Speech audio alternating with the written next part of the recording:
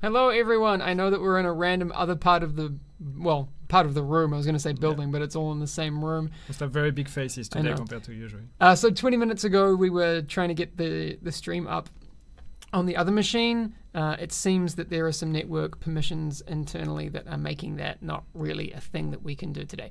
But it is always important for us to do this because we want to make sure that we are committed to poutine. Damn it. Can we just...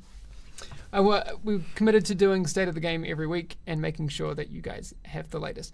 Can you say like that for the whole thing? Yeah, I'm going to. All right. To be honest, no. To be honest, we don't have a lot to talk about today, but there are a few things to go small through. notes. Small notes. Rather short. Yes. As you know, the PTS closed yesterday. Yes. I'm really glad that we got to run the PTS for as long as we did because we got a lot of great feedback, which is awesome. It's good that we got the inventory change in the for the last version. You know, that's something we were not sure we were going to manage to pull it off, and we were also not sure it was going to work. Yeah, seems to have worked pretty good. At least we didn't see any critical feedback of people having characters that broke or whatever because of this change. So yeah, that means we can actually deploy it with update 1.6.1. Yes. So what happens next for 1.6.1? So we are finalizing the build now. We are putting in a few final fixes in there based on the bugs that you guys reported. We are finalizing the build. It's going to be finalized probably today or tomorrow. Okay. Then we're going to have a final QC test pass on that to make sure that the build works, that it's not broken, that it's not like burning your house or whatever, because builds do that probably. Sure. And then we're gonna have to send it for certification to first parties. And once we get the go, we can release it. So we're still on track for a release in May. Good. Well, and I mean that's in the next 20 days. So yeah. So it's not far away. Which is great. Yeah, and we're keeping it to May because it can, that we usually try to release updates on Tuesdays. It's not gonna be next Tuesday, that's for sure. But then after that, or the one again after, that's gonna depend on certification. Yeah, so you can see those on your calendar already. So there's a couple of options. Let's say last Tuesday of the month, 30th. So yeah, it's gonna be 23rd or 30th. Yeah, so there you go. But we'll give you updates should we get a more solid date once the build is out there and into submission. Yeah. Unless something really breaks with the build. I mean, that's always there's still a chance, but it's unlikely. It doesn't look like that's going to be the case.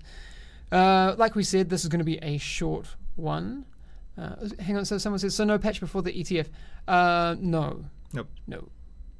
Well, I mean, technically, if it comes on the 23rd, that's when the ETF starts. So.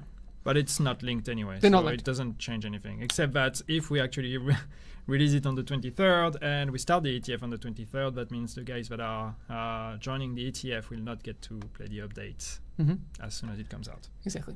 That was a good segue, by the way. Thank you, chat, for talking about the ETF because it was the next thing on our list. There are some people that should check their emails. Yes. Because those just got sent out about 10 minutes ago, I guess, and I know that there are a couple of people in chat that we've seen that should definitely check their emails.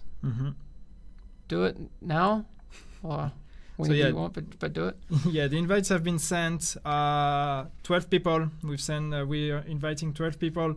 Check your emails. Check your your spam box, your junks, and whatever. We never know where these emails are going. Make sure to check them. We only send emails to the people that are getting invited. So if you didn't get an email, that means you did not get an invite. Oh, the Dark Zone survey that came out on Monday. Yep. There's some interesting things starting to flood in from that. I think it's really cool. Yeah, we got a lot of answers actually, and thank you guys so much for all of you that actually participated. If you haven't done it yet, you can still go there. It's on the forums, on the Division forums. You can go in Agent Intel, the section there, and we have a survey for the Dark Zone. Make sure to fill it out. It's open until tomorrow. I'm not sure what time tomorrow, but yeah, it's open until tomorrow. We want to know everything that you think about the Dark Zone with this survey. Yes. Because the first thing that I have, and obviously they're still coming in, but it's really interesting, I think, to see the reality of what people taking the survey are saying compared to what we might think.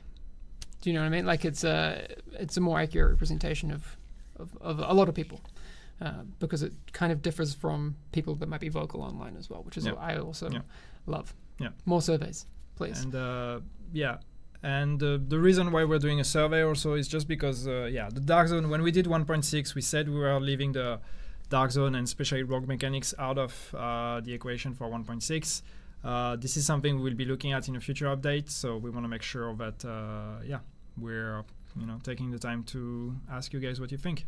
Yep. I think Equimini needs to just breathe, man. Breathe. It's cool. Just it's gonna be okay. It's gonna be good. Anyway, we'll talk to you about that soon. So with the Dark Zone survey, I mean, we've put down here, it's going to really help us for future updates as well. Yep. Dark Zone and rogue mechanics that's not something we've really touched since really early on, especially the rogue system. That's largely been untouched the whole time. So it'd be really cool to have a look at that and the feedback from that. Anything else we want to cover today? We did say this would be a short stream, and it definitely will be. Just about the ETF, we want to give more visibility to what we are doing and what we are talking about during the ETF to everyone, to the whole community.